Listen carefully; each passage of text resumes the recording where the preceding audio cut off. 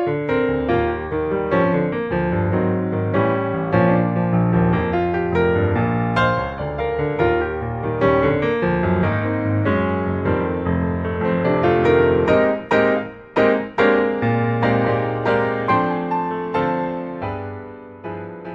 us is Chris Walton.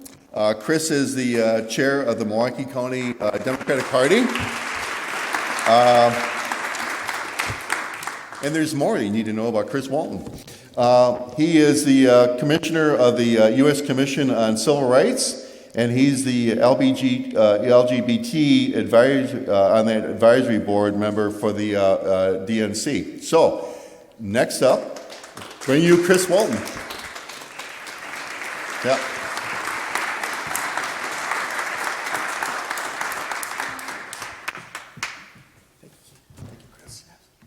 Hello, everybody. How's everybody doing tonight? Well, as Keith already talked about, we're probably going to have a couple events going on next year, if you haven't heard. We are looking forward to really getting a chance to celebrate the fact that Milwaukee is really going to be on the map next year. And the entire state of Wisconsin is going to be on the map because as goes Wisconsin now. It used to be as goes Ohio, so goes the nation. It is now as goes Wisconsin, so goes the nation. And we're going to need all of you to be involved, especially because here in the city of Milwaukee, in the 2016 elections, we lost about 31,000 votes that did not show up in 2012. Those 31,000 votes could have flipped the state of Wisconsin. But we also lost 256,000 votes outside of the Dane, Milwaukee, Waukesha, Wild County area. So not only do we have to get those 31,000 votes out to vote here in Milwaukee, we have to get those 256,000 people to also show up outstate. So we're going to be out here knocking on doors. We're going to be out making phone calls. You're going to get sick of me because I'm going to be everywhere over the course of the next year. But I hope to get the exact same impression from everybody because we have a lot to do. It can't just be on Milwaukee. That is one of the issues that I have very much so pressed to the state party because Milwaukee can't carry the whole load. We have to have the entire state of Wisconsin involved and engaged. I would also be remiss, I have to make sure to acknowledge the Latino Caucus chair for the DPW, Carmen Cabrera. And I also want to make sure to acknowledge my former vice chair and the communications director, Nancy Kaplan, also here. Nancy kept me on message a lot and still is, and she's trying to get me better at it, so hopefully we'll work out the kinks by the upcoming convention. But it is an honor and a privilege to be here with you all tonight and also to be here with Celinda Lake coming to speak to us because, as we know, Celinda Lake is a big deal. She has, it's probably an understatement, honestly. She has really shown a lot of our candidates nationwide the path to win, how to speak to people here in the states of Wisconsin, how to speak to people in the battleground, how to get the nomination and then go on to win these elections, which is important. We also have to make sure that we're not just winning the presidency, though that is kind of a big deal right now because of the current, the Cheeto in chief right now. We have to make sure we defeat him. But we have to make sure we keep the House. That's why we're going to make sure we elect Jess King to the House of Representatives this upcoming year. And we have to make sure that we get the Senate majority. So we can't just focus on Wisconsin every minute. We have to also put some energy into flipping those states. So if you live if you have some friends in Iowa or some friends in Georgia, some friends up in Maine, make sure to call them and encourage them to volunteer as well. Because we have to have that Senate because we have to have justices on that Supreme Court. Mitch McConnell is not going to let us put another justice on that court, especially with Ruth Bader Ginsburg's health failing. We also have Stephen Breyer. We have to make sure we have that Senate, and we have to have that House so we can pass bills through Congress to get to whomever we decide is our nominee and will become the 46th president. We have to make sure they have the votes to get things passed, because otherwise, nothing that we're fighting for right now will become a law. So we have to make sure we elect Democrats up and down the ballot, county executive, judge, state Supreme Court, Congress, House, Senate. Every single thing is important, and it's all on the ballot next year. So I need everybody to get your tennis shoes ready to go for next summer. probably put some boots on for those spring elections because we got to get through those first. And we have to make sure that everybody's ready to go. Also, make sure you got your happy faces on because we're going to have a little party next summer. And so we have to make sure we have the best possible, put our best foot forward to encourage people to keep coming back here to Milwaukee, keep coming to Wisconsin, keep helping us push Wisconsin back into the blue category, and then keep coming back. Because, of course, as we know, Wisconsin is a very tight state. 20 isn't the last election. We got to reelect Governor Evers and Mandela Barnes. We got to reelect Sarah Godlewski. We got to flip that Senate seat in 20 when we push out Ron Johnson. So we have to keep this momentum going. This blue wave that got started in 2017, it's still rolling. And we need people like you to continue doing the job that you're doing. And it is an honor and privilege to be the chair of this county.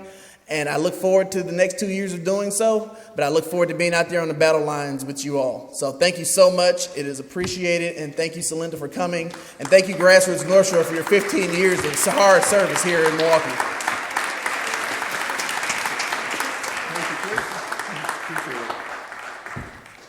Thank you, Reverend.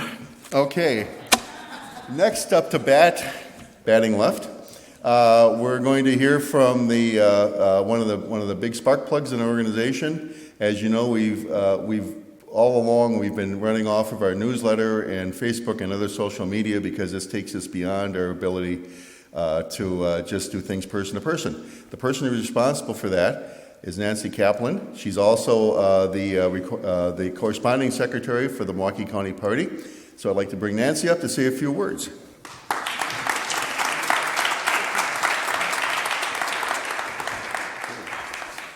So my job was to say a few words about Grassroots North Shore, but you will probably already know all about it. As Keith said, we were founded in 2004, mostly, I think, in Keith's kitchen, right? I came along in 2012, and I've never been happier with a whole bunch of people who've become my friends. Our goal is to turn the North Shore communities blue, and we've been making tremendous progress in the last 8 years since I've been around. We inform, we educate, and we get out the vote. We have educational events like this one. We do postcards, we do phone banking, we do canvassing, and we do organizing community by community. But my second job is my real job, which is to introduce Hannah Rosenthal, who is going to introduce our speaker tonight. So I wanted to say just a few words about her. She was pretty responsible for helping us get Celinda Lake here. She's a rabbi. She has been a strong voice for social justice throughout her career. She was appointed by President Bill Clinton, remember him, as the Midwest Regional Director of the U.S. Department of Health and Human Services. She served as the Executive Director for the Jewish Council, for Public Affairs, working on domestic and international policy for the Jewish community in North America. Then she went back to national politics, and under President Obama, she served as the U.S. State Department, as a special envoy, heading the Office to Monitor and Combat Anti-Semitism, which we need right now. And in 2012, she became CEO and president of the Milwaukee Jewish Federation, which she served until her retirement in 2018. I hope she's enjoying hers as much as I'm enjoying mine. Welcome, Hannah.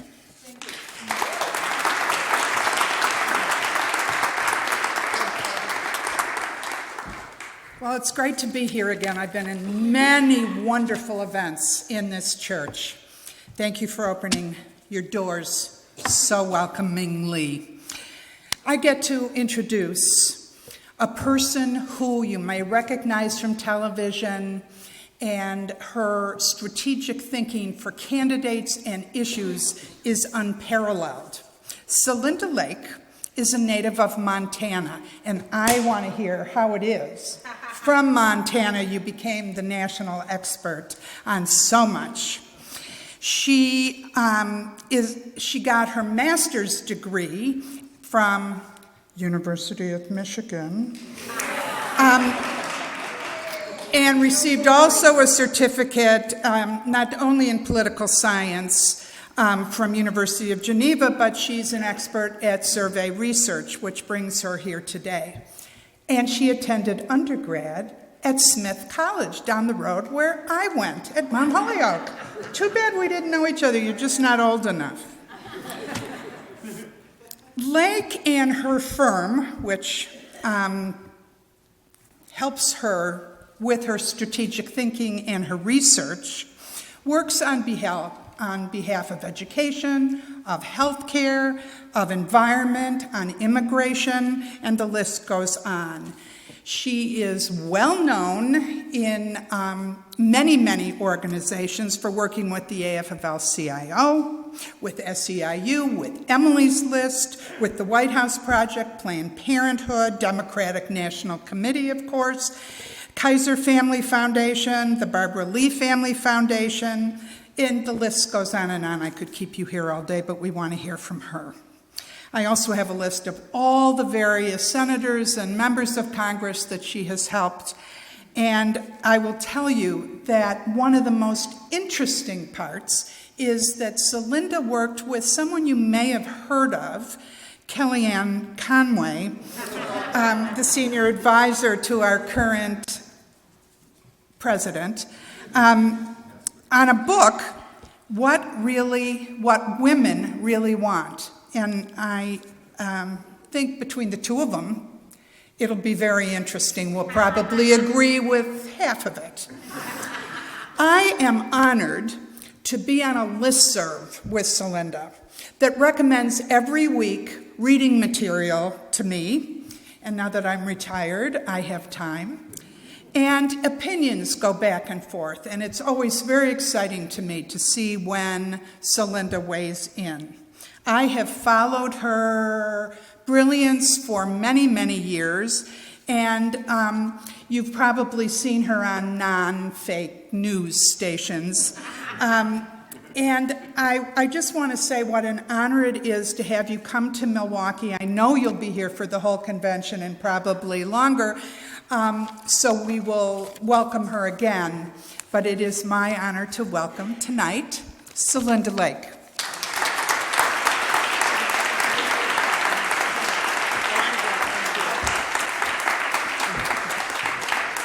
Well, thank you so much. It's really delightful to be here.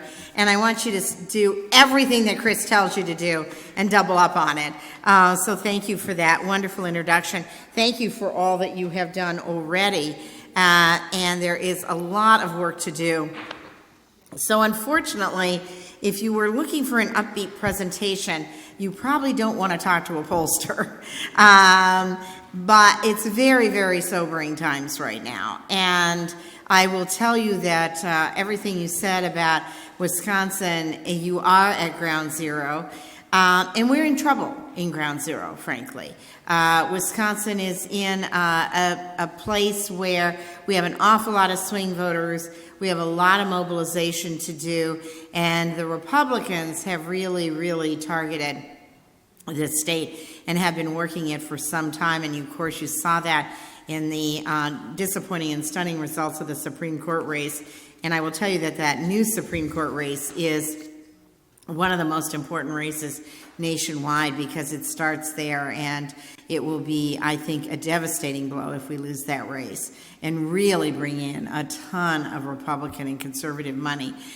So it's very, very important that we start now with both persuasion and get out the vote. I'm going to show you a little bit of Wisconsin data, but I'm going to show you mostly national data about the mood of the country. And all of these slides you can get from the association, the Grassroots Association. So don't worry about taking notes, just enjoy yourself. And then I'm really looking forward to the Q&A section as well. So, oops, is that going to advance? Oh, we turned around the computer. And I think it has to be turned the other way to respond. Sorry about that. Thank you, Andy. There we go. Let's see if that slide advances. Yep, there we go. So America in a solidly bad mood.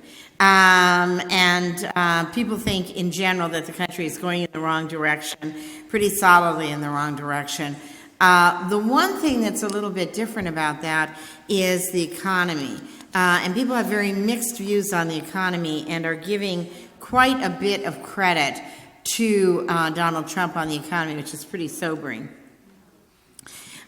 Here we see that people in general think that cynicism is at an all-time low, or all-time high. Trust is at an all-time low. That chart that you see that looks like it's plummeting is trust in government. I used to say that only mothers of members of Congress trusted them. Now even their mothers are giving them a hard time. Nobody trusts government. And frankly, one of the things that's really sobering is that we have often as progressives, and I think most of us in here are progressives, our problem is not so much getting people to agree with us on the substance. Our problem is that people don't think it can happen. And that serves Donald Trump very well. He's feeding that cynicism and making people think that all politicians are corrupt, that Washington is filled with a swamp, and that we need change. It is important to remember that as important as issues are, if we think about the presidential vote, 50% of the vote will be determined by party identification, 40% by character, and only 10% by issues. So the most important thing that we have to work with is the character of the candidates. Now, one would think that would get Donald Trump fired immediately if we were basing the election on character. However, and this will be something you can share in cocktail parties, you probably wish the cocktail hour had started before the presentation with some of these numbers. But in 2016, Donald Trump won on character. Donald Trump won on character. It sounds stunning, right? So voters, 39% of voters said the number one character trait they wanted was change. And if you wanted change, you voted for Donald Trump by 82%. Change be caring about people, it be being honest, it be being qualified. He won on character. And as much as people do not like him personally right now, they would not leave their kids with him, they would not leave their pets with him, they have not ruled out the idea of re-electing him as president, particularly when it comes to the economy. Now, people are worried about the economy. Women in particular are worried about the economy. And I will tell you one of our secret tasks here. Our task is to keep married women from voting the same way as their husbands. Now, earlier on, if we had more time, I might have said we should promote divorce as a policy. Now, that's a fairly controversial proposal. We haven't got time for it anyway now. We got to have married women vote differently than their husbands. And the key to winning Wisconsin will be to have women more enthusiastic about our candidate than men are about their candidate. We are going to lose men nationwide. It's already a foregone conclusion. But how much we lose men by, and if they drag their wives with them, is not a foregone conclusion. And it's going to be very, very important that we get women independent information, that we empower them to make their own decisions, and that we are active enough getting alternative information out to them. And Chris said an important thing when he said, let's get information to other states. 2/3 of blue-collar women, white blue-collar women, rely on friends and family for their information. Now, we could get them new friends and family, but that's hard. Or we could get into their networks and be very, very active on Facebook, be very active in our church clubs, our PTAs, our senior networks, our book clubs, whatever it is. We need to get alternative information out to people so that they have their own basis for making a decision here. And women are about 20 points more supportive of impeachment, although impeachment's not going that well for us, frankly. And women are about 20 points more cynical about the economy. And women are turned off by the bullying style of Donald Trump. But they haven't made up their minds. 2/3 of the undecided voters right now are women, particularly independent women. One of the biggest problems we have as Democrats, and hopefully in Wisconsin, between some strong Democratic mayors, a strong congressional delegation, and a strong governor, we can remedy this. But the Democrats do not have much of a profile on the economy. People know what Republican economics is. They don't necessarily agree with it, but they know what it is. They know what Donald Trump's economic policies are. They do not know what the Democratic alternative is. And frankly, the whole primary process and debate process is not serving us very well in terms of communicating an overall economic message. So one of the most important things we must do is get out an economic message. Right now, Donald Trump is ahead on the economy, and Republicans are ahead of Democrats on the economy. We have never, ever won a presidential election where we have not been tied or ahead on the economy. So this is a very, very serious situation. And as we think, Wisconsin, you are going to have a tremendous voice during the convention. We need to get an economic message out from this convention. It will be very, very important. Now, one of the vulnerabilities that Trump has is the tax cut. And we're coming up on December 31st anniversary of the Trump tax cut. People originally started out liking the Trump tax cut. Then they realized they weren't getting any tax cut, and they don't like it as much anymore. And then when they heard that Amazon and Netflix and a lot of other money corporations didn't pay any taxes, they're furious about that. And when they've heard about the tax breaks for CEOs and wealthy people, the wealthiest 1%, the wealthiest 10%, they're solidly negative. So this is a real opportunity for us to contrast the positive side of Democratic economics with the negative side of Republican economics and Trump economics. Yes, he's good, he's a businessman, but who's he helping with his economic problems? You, small businesses in Milwaukee, or big wealthy CEOs like himself? People have heard about the impeachment process. They are following it very closely, but it's very mixed in its impact. And you probably saw the polling figures in Wisconsin that showed that in Wisconsin it's particularly controversial. 51% of the people support impeachment. It's less than that in Wisconsin in all of the data that we've seen. And it's a very, very mixed bag for us, unfortunately.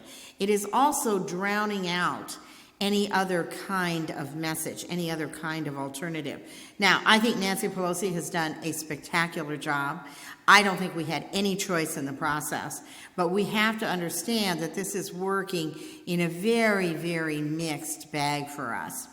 One of the things we have to do is get out what other Democrats are doing while impeachment is going on. One of the things that's unfortunate about impeachment is it's drowning everything else out. And we need to get out what we are accomplishing as well as the impeachment record. By the way, calling impeachment an inquiry works better than calling it impeachment. And saying the strongest argument on impeachment, by the way, is saying that we are laying out the record so the voters can decide in November. Because the voters are convinced nothing is going to happen that's definitive, so they want to move on. And remember, America is kind of this instant oatmeal culture. This is a very impatient electorate. We asked Americans, do you like historical references? And people were kind of mixed on that. They said, yeah, well, kind of, not too much. And we said, well, how long ago in history do you like references? They said 6 months. And if you think about it, if you look at popular culture, which I always think is a great indicator of where things are going, in commercial advertising in America, the number one word used is you. Guess what the second most popular word is? New. In this country, we don't sell the Tide your mother used. Hell, your mother wouldn't buy the Tide she used. What do we sell? We sell 60 new brands of Tide. Purple Tide, Pod Tide, Fresh Tide, Clean Tide, whatever, Sparkling Tide. We sell the new thing. So Americans very, very impatient and want to see things move on quickly. They want to get things done. They also are very upset with how America is divided and think that any three people in America can agree on more than our politicians do. Whoops. In terms of favorability, first of all, Donald Trump is disliked. Now, one of the great ironies and double standards of our time is that people will vote for a man they don't like if they think he is qualified for the job. They will not vote for a woman they don't like, which is one of the reasons why they're taking after our women candidates so aggressively. And you've seen that played out here in Wisconsin firsthand, where they try to destroy the likability of some very able and fantastic women candidates who you have run here. Nancy Pelosi, controversial. Mitch McConnell, even more disliked. Republicans and Democrats in Congress, equally disliked. So people are just very dissatisfied with everyone and very partisanly polarized in their assessments. Donald Trump's job approval, about 43%. And that's about, the Midwest is a little lower on Donald Trump. Unfortunately, Wisconsin is not. Wisconsin is about at the national average. As you see, Wisconsin, unfortunately, was one of the states that had some of the most erratic polling at the statewide level in 2016. And the most difficult thing about Wisconsin is nobody can figure out who the hell is going to turn out to vote in Wisconsin. And there are very, very able Republican and right-wing efforts to get turnout out. And of course, you saw that. And we've had some lagging behind in our turnout. One of the things we have to do, and I loved what Chris said, it's not just Milwaukee, it's everywhere, but certainly in Milwaukee as well. We have got to get the vote out. And we have got to start now to work on that with community-based organizations. So I hope if I come back and see you during the convention, I hear about all of the partnerships that you all have designed with community-based organizations to get the vote out. And that Supreme Court race, the mayor's race, the other races you were talking about should be a real trial run for us. We have to get the vote out. We have to get people more energized around turning out to vote.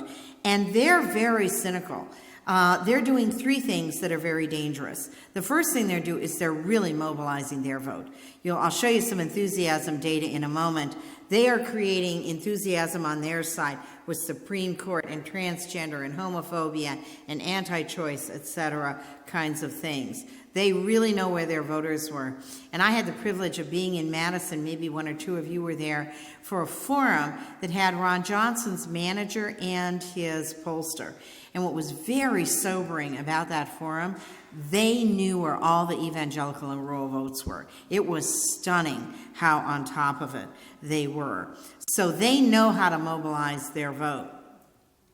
The other thing, and we're about to release this data next week, but it's embargoed until then, 61% of voters are afraid their vote will not count. Be counted.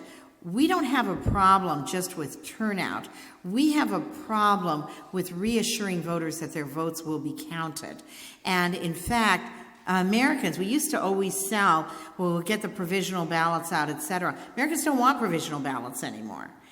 They want real ballots, as they call it, and they're scared to death that provisional ballots will not be counted. So something that's been a tried and true technique for us to say, if anybody gives you any kind of nonsense, just get a provisional ballot. People don't want to do that anymore. We got to make sure that we emphasize that we're not only fighting to get you to vote, but we're fighting to make sure that vote is counted as well, because our voters have very, very significant questions about whether that will be true or not. Trump's job approval numbers, stunningly polarized. 94% of Democrats disapprove of Donald Trump. That's not surprising. 90% of Republicans, including 95% of Republicans in this state, approve of the job that Donald Trump is doing. That just seems absolutely astounding. But they are very energized. And again, they really know how to work over the evangelical vote, etc. He has also launched some very aggressive efforts to get voters to keep from voting and voting third party. For example, a third of young African American men in this country voted third party candidates. Not very many of them voted for Trump, but they do get pulled off from our candidates. And they have, of course, Trump has launched his African American voter effort already. He's launched a Latino voter effort. Now, God knows what this man has to say to Latino voters, but he is aggressively targeting Latino male voters and some of the more conservative evangelical Latino vote. So they are very, very savvy. They have a tremendous amount of money to spend, and they are prepared to spend it all re-electing Donald Trump. Here's his job approval numbers over time. Donald Trump cannot re-elect me solely because of the job I am doing. What he has to do is destroy his opponent. And this is something that I can tell you firsthand, having worked with her. They believe very strongly in the lesser of two evils strategy. And Kellyanne believes very, very strongly in this. And that's why they started already trying to destroy Joe Biden, trying to call Elizabeth Warren Pocahontas, et cetera, et cetera. They are defining all of our candidates as socialists. 50% of Americans have no idea what socialism is, but 65% of Americans have decided they don't like it. Highly correlated with watching Fox News. Fox News, by the way, the number one source of information for independent voters. 41% of independent voters say they watch Fox News, and they watch it because, if you can believe this, it is impartial and fair. God help us. And we can see in issue after issue that Fox News viewership is highly correlated with adopting their point of view. The other thing I want to share with you, you may say as we're going through this data, well, she's saying some kind of contradictory things. Yeah, you bet. So, bad news for all of us. Voters hold mutually contradictory views and usually deeply resent having it pointed out to them. So if you're looking for consistency, this is not your game. And it won't be how we win in 2020. We have a slight advantage, 5 to 6 points on the generic congressional. This is not where it should be. This is not where we were at 2018 at the same point in time. Our margin was significantly bigger at this time. They are energizing their side. We are energizing our side. But it is a real fight about whose side is going to be more energized. And those independent voters are really, really split down the middle. We have a slight lead with them, but they are independents for a reason. They could really go either way, and they are very downscale voters. Now, ironically, both the Democrats and the Republicans are more upscale than independent voters are. We are beating Donald Trump right now by 8 points. But, and I don't know if you've seen it, there's been a variety of analysis. As you know, we got almost 3 million more in popular vote and lost in the Electoral College. Some really smart people like Jim Messina, who ran Obama's campaign, and some other folks have analyzed and found that we could get up to 5 million more in the popular vote and still lose in the Electoral College. So it's all coming down to Wisconsin. And frankly, one of the things we need to do is put more states in play, but we have to win Wisconsin. It is really ground zero. Some other patterns here that may be useful. Look at that. This is one of those tables that pollsters put up, so you have to read the numbers to them. But you'll notice we're losing men by 14 points. We're winning women by 22 points. Like I said, the key here is we got to win women by more than we lose men by. Notice unmarried women, 58% of unmarried women voting Democratic. In some polls, it's as high as 65%. Now, I know there are some matchmakers out here. No weddings until after November. You don't have time for it anyway. Chris says get out on the doors. You don't have time to arrange a wedding. So we're keeping all those unmarried women unmarried and getting them out to vote. But that is a struggle to get them out to vote. Interest in the election. You can see here that in the 2018 election, interest was at record high. We had really, really high turnout and really, really high interest. But on this chart, and look at the last point there, you can see that the Democrats are energized at record numbers. The Republicans are energized at record numbers too. Unfortunately, that's not true in Wisconsin. In Wisconsin today, the Republicans are more energized than the Democrats. This state is even if we simulate the two parties being equally energized. If we allow energy to come in the way it's coming in, this state is leaning 9 points Republican. That's devastating. We have to get our voters out to vote. We have to get them excited, and we have to really offer people something to get them excited. So what are the issues that are on people's minds? Healthcare is still a very, very big issue, and surpassing the economy. Now, we have a serious split on our side, obviously, between the public option folks and the Med for All folks, and there's lots to be said for both. But what we need to do for the general election is talk about the common elements here. So no matter who we are, no matter who we nominate, we are for getting prescription drug prices down, which is the #1 popular policy. In fact, even Republicans don't know they're supposed to be against that. They're wildly in favor of it.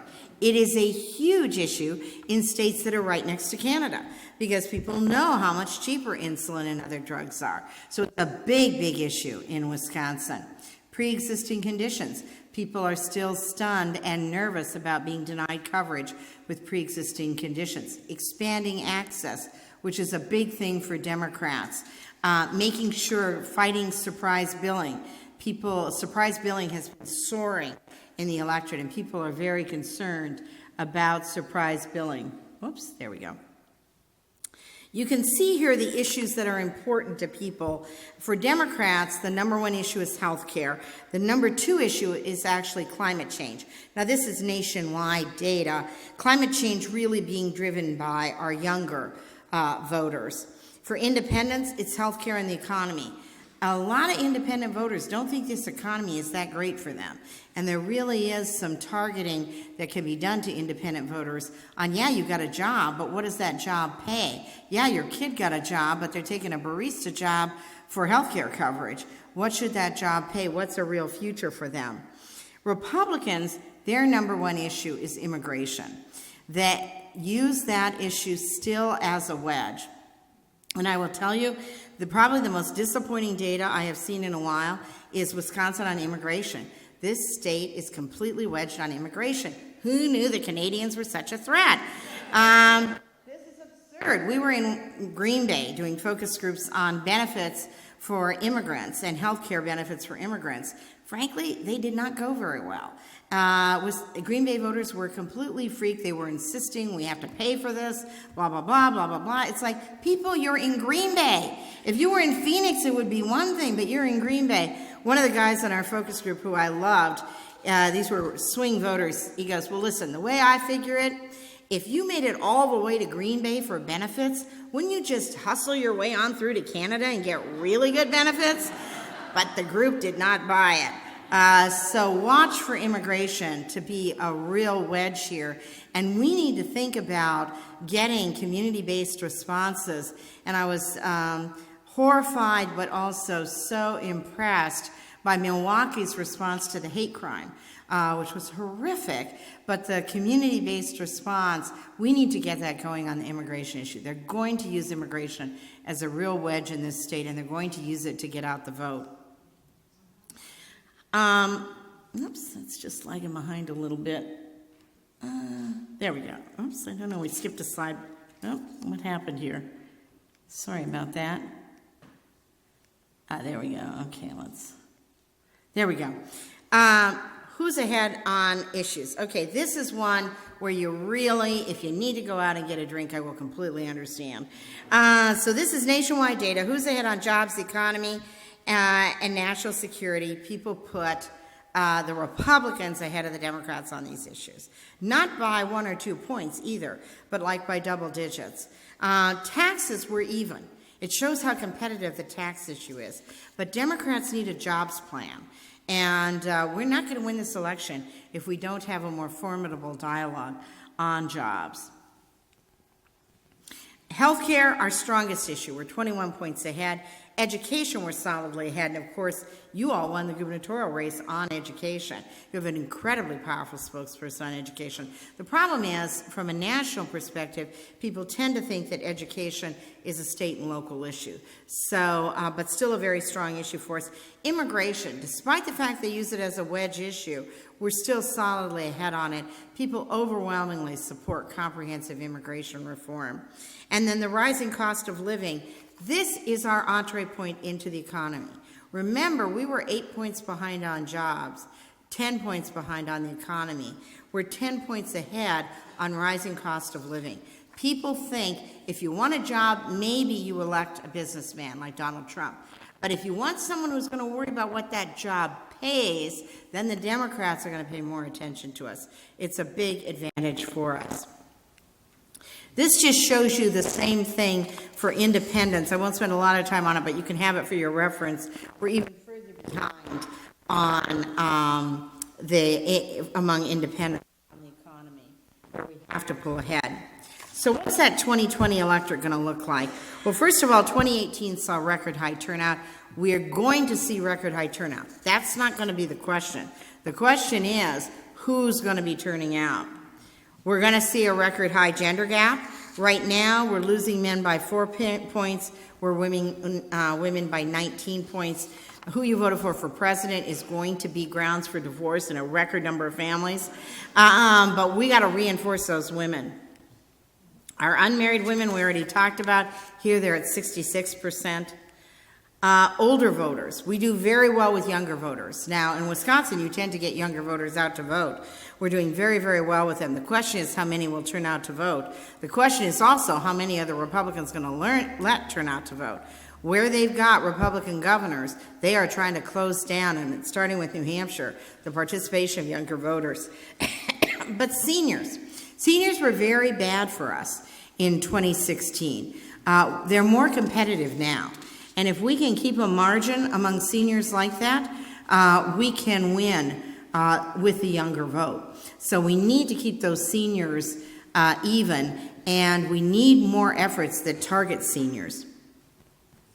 African Americans, God bless African American voters. Really, we should give the country over to African American women. We would all be so much better off. But short of doing that, they are bailing us out as always. The Latino vote, very Democratic. Asian American vote. People don't pay enough attention to this, and it's not a huge vote here, but the Asian American vote, very, very big in some key states like Virginia. White voters were losing by 10 points. The key is we got to split white women. We got to win married women. The electorate, we have this false, we have this false conversation all the time. Do we do turnout or do we do persuasion? Now, Barack Obama had it right. We got to walk and chew gum at the same time. We got to do lots of both. And the electorate is changing very dramatically, but the electorate is going to be overwhelmingly still 2/3 white in 2020. And it's going to be 44% white, non-college educated. So we can't leave anything to chance. We are also going to see the first time the Gen Zers emerging in the electorate. How many of you have Gen Zers in your grandkids or children? There you go. Well, buy those people a drink. Gen Zers are turning the world completely upside down. They are really different, but they are very democratic. And we need to make sure that they turn out to vote. Here's some more data for you just on the diversity of the electorate, but I know we're running out of time. So what about good old Wisconsin? Where are we at here in Wisconsin? Well, first of all, healthcare was a real winning issue here. Healthcare is a very, very strong issue. And if you thought that healthcare was the number one issue, you voted 73% for Evers. It was a huge, huge issue for us. If you thought the economy was the number one issue, though, you voted 2-1. You voted 2-1 for Walker. We have got to get a better economic platform, and we have to start here in Wisconsin. We do not have a strong economic profile in Wisconsin. Most people want major changes, and the more changes you want, the more Democratic you're voting. But people are also very risk aversive. And so we're in this interesting combination of talking about change, but also reassuring voters. And we personally work for the Med for All Coalition, but people are very nervous about doing away with private insurance.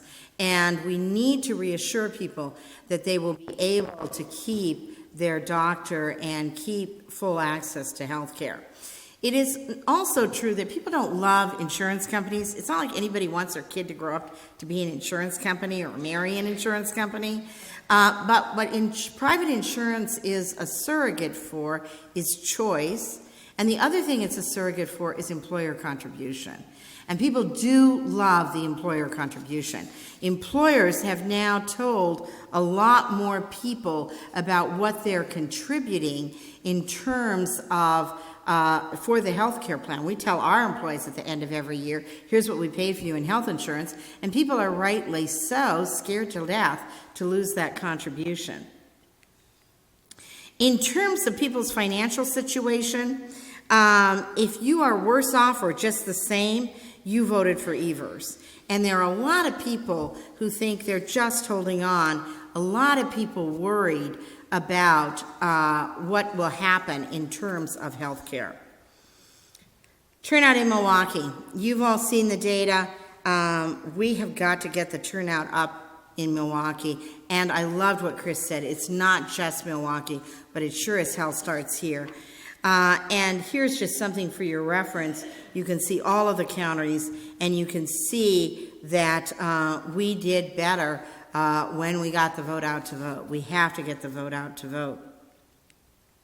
Here are some of the recent polls, and it shows that no matter who you're running against, no matter what the poll, it's very, very tight here. Now, one of the things we have to do nationwide is we have to sorry, I'm advancing a little slower than I'm talking. We have to put more states than Wisconsin in play. It can't all be on your shoulders. But right now, no pressure. The future of the free world is on your shoulders. So I hope you enjoy dinner, because it's got to be your last. Or you'll have to be calling and texting people during dinner. You know that very annoying habit of your kids and grandkids to text while they eat? Well, you're going to be starting to do that too. What is, some people ask just real quickly to do a couple of slides on polling. Polling has gotten significantly more difficult. There's no question about it. It's really hard to get people to answer the phones. But most reputable pollsters out there are dealing with different techniques and adding cell phones. Obviously, everybody does cell phones now. Different techniques that try to increase people's participation, calling a poll longer, using text to online, and trying to use all different methodologies. Most of the polls, frankly, were pretty accurate, except, honestly, in Wisconsin. And that's no solace, because that's where we're at. Some of the things that you should insist upon for polling. You should not go necessarily with the cheapest pollster. The cheapest poll is not necessarily the best poll. You get what you pay for. Secondly, when they're independent polling, you should insist, and I know this is a big controversy here with the Marquette poll, you should insist on knowing who is funding the poll. That full transparency should just be insisted upon. And you should talk to news outlets that they should not cover polls that will not release who funded them. That is just something that should be insisted upon. The methodology of the poll. You want to know the days it was called. You want to know whether cell phones were called. You want to know how long they were in the field. You want to know whether they're likely voters, all voters, registered voters. And that's tricky in Wisconsin. It's not easy because of the way you have same-day registration. So I'm not critiquing anybody in particular. I'm just saying all of these things should be available to you. And even the private pollsters like myself, we will release all of that information. We will tell you who's paying for a poll. We will tell you what our sample was, etc., because it's just considered the best practices, and that is the practice by our National Association as well. One of the things that I think, not to sell any particular outlet or anything, but I think that one of the things to do is to look at the averages of polling. Don't rely on any one poll. And frankly, there's so much bad polling out there and so much bad interpretation of polling. Often there will be a deviant poll, and then the poll will say, Biden has collapsed, Elizabeth Warren has won the nomination, whatever. It's ridiculous. You should not look at any one poll. We certainly don't when we're in the business, and as private pollsters, 85% of our polls are never public. But you want to look at the average. So look at Real Clear Politics, look at the average of the polling, look at the polling over time, look at more than one poll to really figure out what's going on with the polling. And I think in most cases, understand that the polls can be an indicator, but we know our job today. Chris has given us our job today. Hannah has given us our job today. Other folks have given the job today. We know this is a battleground. You don't need a pollster to tell you that. We know we got to persuade people. We know exactly who we need to persuade, independent women. We know we got to keep married women from voting the same way as their husbands. We know we got to cut our losses in the rural area. We know we got to get turnout out, and it can't just rely on Milwaukee, but it's got to start here. We know our job no matter what the polls are. And what we got to concentrate is worrying a lot less, and it's, if a pollster tells you this, you sure as heck know you should believe it. Worry a lot less about the polls and a lot more about just getting our job done day one. So thank you for all you do, and I'm delighted to take questions or comments from folks.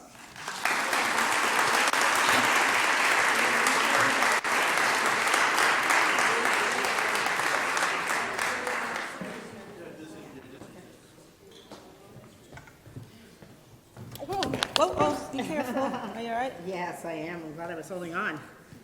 I'll tell you what, this pulpit set up here would make a person prayerful if they weren't already. It's kind of treacherous. I'm Linnea Sundstrom. I'm here to help with the Q&A. If you have a question, please jot it down on the card, and someone will pick it up, and I will read it for you. So be short, sweet, and to the point. So while we're doing that, I'm going to just start off with a couple of things. Here's one that's near and dear to the hearts of many people here. What do you think should be the role of the local party organizers and the field organizers and the grassroots groups in developing campaign strategy? Oh, really great question. So I think way more than it is today, and I think it's absolutely critical. One of the things after the 2016 elections that we went, as a polling firm, as a national polling firm, we went to the AFL-CIO, AFSCME, NEA, the big funders of polling, and we said, this is going to surprise you. We don't have anything to say about the polling. What I am telling you is you need to tell every national campaign to debrief the field operations, and do not fund another single poll or campaign if they do not have an organized apparatus to listen to the grassroots. Because if you were listening to the grassroots, you knew in 2016 we had problems. It was not a surprise. Now, problems so big that we were going to elect Donald Trump, even I, if you'd asked me on election day, and I had been really concerned about what I had seen going on, I would have said it's going to be a lot closer than people think, but I still think we pull it out. But people on the ground knew there were problems. So I think that not only should you be involved in development of campaign strategy, but the grassroots must be constantly debriefed. And I think this is a great function for the party to be a constant messenger, and the national campaigns need to be required. So many of you are donors. Insist when you give money as donors that they must listen to the local grassroots as well, and must develop an apparatus for doing that. Now, having said that, I think most of our nominees and most of our candidates, and you could probably tell me better because you're here, I think most of these candidates are pretty oriented toward listening to the voters and very oriented toward getting out with them. So I don't think we're going to have the problem that we had in 2016, but it's absolutely critical and essential. I'm going to hold on. Okay, I got to applaud that answer because that was what I wanted to hear. Okay, we're just going to do another fun one here.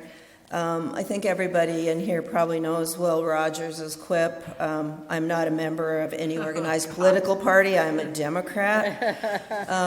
Yeah. But my question is, what do you think this could be an advantage in terms of the younger generation tending not to have a lot of concern about party loyalty?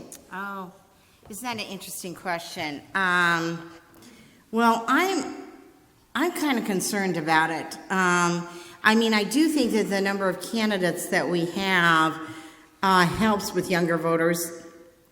And it's quite ironic, right? You have Joe Biden, one of the oldest candidates, who's having trouble with younger voters. very aware of it. You may have seen him on TV today campaigning in New Hampshire, really going in and trying to talk to younger voters. You have the other oldest candidate, Bernie Sanders, who Joe Biden always likes to say, well, you know, he's significantly older than I am, meaning a year, having the greatest strength with younger voters. And then you have Pete Buttigieg, who's actually strong with older voters, not younger voters. And you have Elizabeth Warren, probably the healthiest candidate of any of them. So it's all topsy-turvy. But I do worry about three things with younger voters. I worry about their lack of party loyalty in the sense of the appeal that third-party candidates have to them. And I'm very worried about how the Trump administration and the Trump campaign will manipulate that.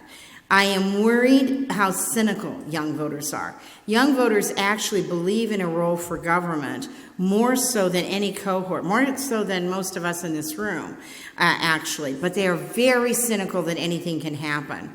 Young voters are also not very attached to democracy. If you talk about democracy and democratic participation, older voters, like baby boomer voters, very, very attached to that. Younger voters, interestingly, are not that attached to it. So I think we've got some work to do to get younger voters out to vote, and I think we're going to need some efforts like Next Gen and For Our Future and some of these other efforts, the climate change folks, et cetera, really engaged in getting younger voters out to vote. Initiatives can also be very helpful in terms of getting younger voters out to vote and younger candidates. And I was intrigued that you all have a mix of some younger candidates too.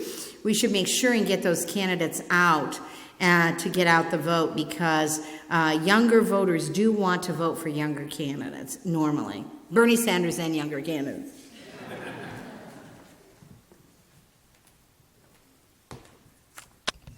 Okay, I'm combining some of the questions, so if you don't hear your exact question, don't take it the wrong way. There's a couple questions here about which kind of Democratic candidate is most likely to gather the most votes. Should we be looking for a centrist or a far left? Oh boy. I wish I knew. If you could tell me that, I would sign on. And I have said that I would work for Dennis the Menace if he could beat Donald Trump. I am signed on right now, Truth in Advertising, with Joe Biden, but there are many, many candidates out there that I like a lot. I really don't know who can beat Donald Trump, honestly. I thought I had it figured out, which is a major reason of why I'm where I am. But I don't know. And it is the single most important question. And one of the things that Joe Biden says, and I think all the candidates echo in their own way, is 4 years is an aberration. 8 years will fundamentally change the character of this country. And I totally believe that's right. So as soon as you figure it out, let me know, because I want to sign on to that campaign. I do think maybe the Bernie voters aside, but for the most part, I think Democrats will come together and be pretty unified. I think that Donald Trump is very focusing and very unified. But I guess it's still yet to be played out. And I'll be interested during the cookie and cocktail hour to hear from you all about who you think is the most viable and what we need to do to win. I think what's really interesting in the data is that 41% of the voters say, Democratic primary voters say the number one thing they want is who can beat Donald Trump. And it used to be that, even in 2016, that was always very highly correlated with your own vote. So if you were a Bernie supporter, you thought he could be the best to beat Donald Trump. If you were a Hillary supporter, you thought she would be the best. Now it's really interesting. It's a separate dimension. And people are really juggling that dimension with their own personal favorite. So a lot of voters are asking that very question. I don't think the ideological stuff is very useful, personally. I think it divides us. I think it serves Donald Trump's interests when we make this distinction between centrist and very liberal. I just don't think that's very useful, honestly. And if you look at all of the Democrats, they're all pretty progressive, more progressive than our ticket was in 2016. I think when we get asked that question, what we should really do is say, listen, whatever we do, we insist on X, Y, or Z, and it can be whatever your most important thing is, but we're going to expand affordable health care for everyone. We're going to insist on comprehensive immigration reform. We're not going to cage kids anymore. We're going to do X, Y, and Z. We're going to create good-paying jobs for the next generation and jobs that pay well, not just that exist, so you have to have 2 or 3 of them to make a go of it. Or whatever your issues are, we're going to insist on moving toward a renewable energy economy, which will be prosperous all the way around. So I think whatever you do, it's really important that we don't buy into that ideological divide, but just say, listen, this is what we stand for, and it is in stark contrast to our current president.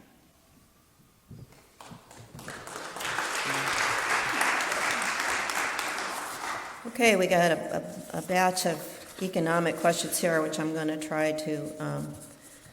to summarize. It appears to me that Republicans screw up the economy, Democrats fix it, Republicans take credit, rinse and repeat. Yeah. How do Dems get people to understand that? Why do Democrats, what do we need to do to convince voters that the Dems have a strong jobs program? Why are farmers in Wisconsin voting for the Republicans disproportionately? This says because they are low income. I would say even though they are low income and even though these tariffs and immigration policies are really hitting our industry, our egg industry in a big way. And a similar question regarding, why are people voting? It seems to be voting against their own economic interests by voting for Trump. Yeah. So really good questions, and some of it's a bit of a conundrum. The frustration of the cycle and who gets credit. Donald Trump gets more credit on the economy than the Republicans, though the Republicans are ahead too, in part because he's a businessman, and people really did buy that line about he's a businessman, he knows how to create jobs. Now, I think there's enough of a record now that we can say, yeah, he's a businessman, but who's benefiting here? Who did he create jobs and money for? His friends, who are CEOs, or the rest of us? So there's a real question to be asked here about who this economy is benefiting, and that is particularly true to women voters. The second thing I think, rightly or wrongly, out of all of the ads, and I say this, I'm a Hillary Clinton supporter. I still like Hillary Clinton, which is just crazy that we have to be defensive on that. I support her in the primary, I support her in the general, but realistically, that campaign did not leave people with an economic message. And out of all of the ads they ran only one ad on the economy. So we came out of 2016 without much of an economic profile. And I think that we cannot win 2020 without establishing more of an economic profile. Unfortunately, the current debate hasn't served that very well because, Elizabeth Warren aside, I think most of the candidates have talked about other issues more than the economy. And the distinctions that candidates are drawing around health care and some things like that, immigration policy, et cetera, climate change perhaps, they're not drawing distinctions. Well, frankly, they agree on a lot of economic policies. So for better or for worse, we really haven't established an economic profile. And we have to figure out what we're going to do about that. We have to have a strong economic message coming out of the convention. We have to look at our governors and see if we can round all of our governors up and see if that can be an echo chamber for an economic message. We have to make sure that we get out. But I don't know about you. I mean, if you forced me, I would have a hard time articulating right now what is our democratic jobs plan. I mean, I could fuss and fume my way through it, but it isn't as easy for us to articulate as it would be if you asked me what's our plan on health care, what's our plan on a woman's right to choose, or something like that. I could easily articulate that really fast. So I do think we have some work to do, and we have to get that out, and we really have to have a conscious strategy around it. And we're going to have to get it out from the grassroots as well. The farmer thing is really, really frustrating, and I say this, I came from Montana. I grew up on a ranch. It's crazy to me with these tariff policies, and now the bailout. Today, the numbers on the bailout to agriculture has surpassed the bailout on the auto industry. It's just crazy what's going on. Tariffs are definitely a tax on real people, and yet people do not process it that way. So it's really crazy what's going on. And I was just talking to the Attorney General in Minnesota, Keith Ellison, who's a client of ours, and he was laughing. He was saying, you know, all these dairy farmers are coming to me for help, and I know not a one of them voted for me, and of course I want to help them, but this is insane that they bought the Republican line, and now look at where they're at, and they're losing their workforce with the immigration problems, they're losing their markets, and yet they're still contemplating voting for Donald Trump. We actually did some focus groups in Iowa among farmers, and we pulled the plug on the project because it wasn't going very well, and we were trying to get the margin down among rural voters. We weren't trying to win rural voters, we're just trying to get the margin down. I mean, we need to remember that Obama only lost rural voters by 8 points. We did much, much better. Now we're losing them by 20, 30, 40 points, depending on what the race is.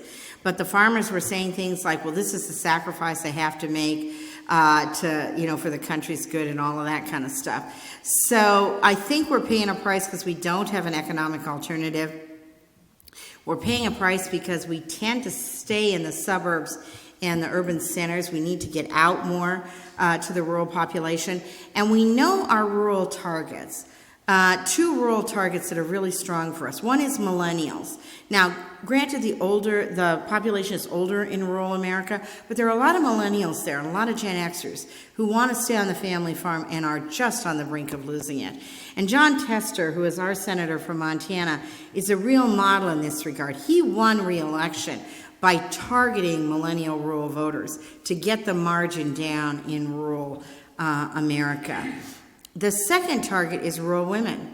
We're not going to get the rural men, but we do have a shot at getting the rural women who are very worried about Social Security and Medicare, very worried about health care, worried about cutbacks in Medicaid because it's rural hospitals that depend on Medicaid, very worried about food stamp programs because it's their families who are providing the ag for food stamps, and on and on and on again. And so I think a woman-to-woman dialogue with rural women is a project that we could start, and it could start here. You could adopt a rural woman and really start that conversation and see if in a low-key way where you also alternate with some things like exchanging recipes and stuff like that and notes about your grandkids or kids, but really start to have a conversation with rural women to see, we won't win rural America, but we got to get the margin down.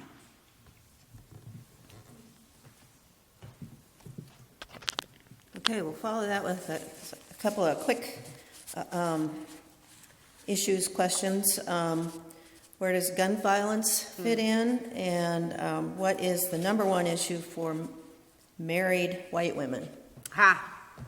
You brought it up. I did bring it up, so married white women, their number one issue right now is health care. They are very, very concerned about health care. But unfortunately, our dialogue in 2018 was a total plus with them. Doing away, making sure that pre-existing conditions were covered and things like that. Very, very strong with them. Our dialogue right now is a little bit more mixed because they're spooked about doing away with private insurance and stuff, so it depends. They are very strong on getting prescription drug costs down, or prices down. And by the way, I just made a mistake, and I don't want you to make the same one. We should always refer to reducing drug prices, not reducing drug costs. Because when people think about costs, they think, well, I don't know what the cure for cancer is. It could cost $1 gazillion million for all I know. Price is what that CEO, that punk CEO, arbitrarily set. Price is where insulin costs so much less in Canada than it does here. So lowering prescription drug prices is the conversation we want to have, and people are very aggressive about it. They also want to allow Medicare to negotiate prices, and many, many married women are taking care of moms and mother-in-laws who are very dependent on prescription drugs. Their families are helping their older relatives deal with prescription drug crisis. So that's a huge area for us. The economy, the future of the economy for their children, very, very big issue for them. Good schools and investment in good schools, a very big issue for them. And the tone of Donald Trump. Married women do not like his tone. They think he's a bully. They do not think that he is, they think he's very divisive, very disrespectful. They want him to put that darn tweeting down. They think he is making the world more dangerous. And I loved one of the people I was talking to here said, Donald Trump's foreign policy isn't just dumb, it's dangerous. I'm going to steal that line. That's exactly right. And women are very security oriented.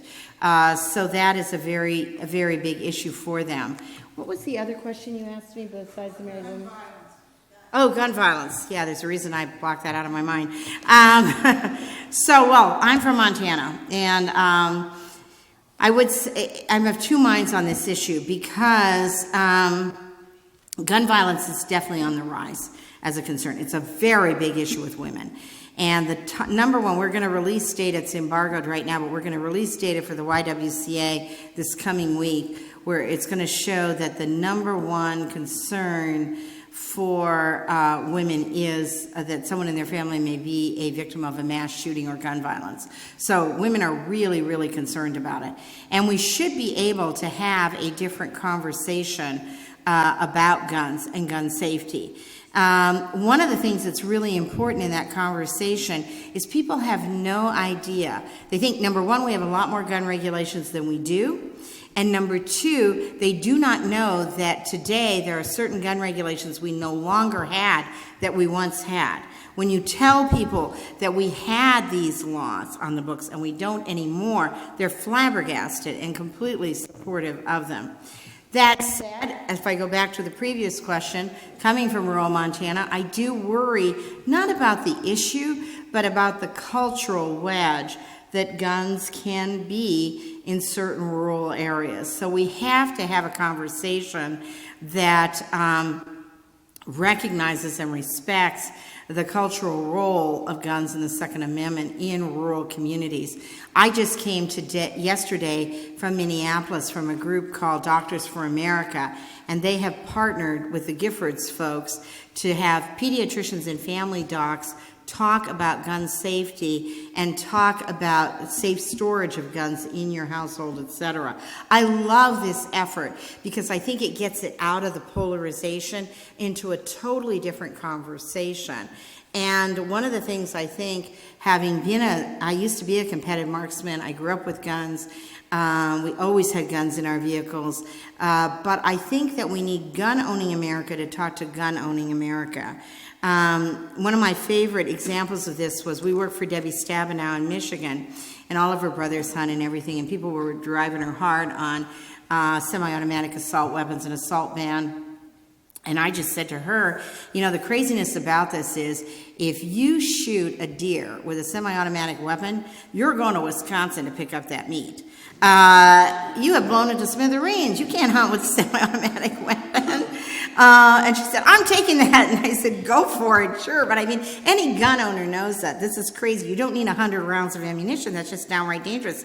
These weapons are so dangerous that on domestic military bases, they keep the gun and the ammunition completely separate, except on the range. But we don't have that conversation.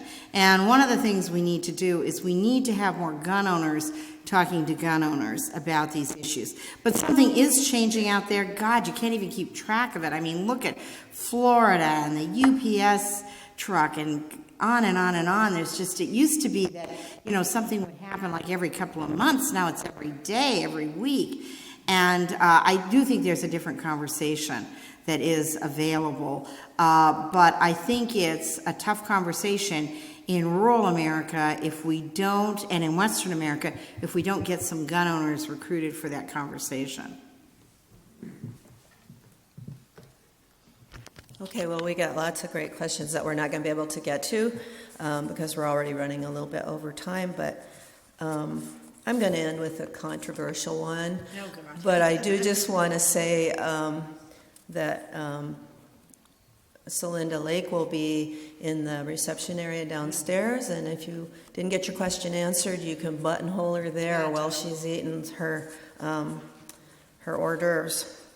Okay, well, I'm combining a few things here. A couple questions. One question about third-party voters. A question about the relationship between Bernie Sanders and the DNC.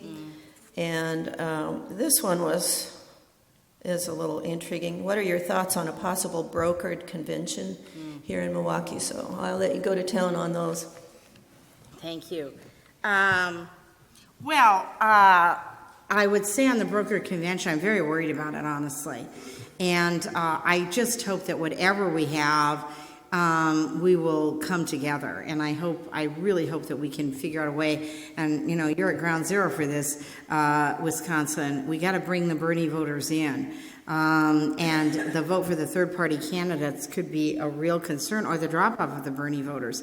You had a lot of Bernie voters who didn't vote in this state in the general, so we have to get them on board, and we have to make them feel welcome, and it's not always easy. I stayed at the convention in Philadelphia with the Wisconsin, Alaska, and Montana delegations. All of these delegations were headed by women, real tough women, I might add.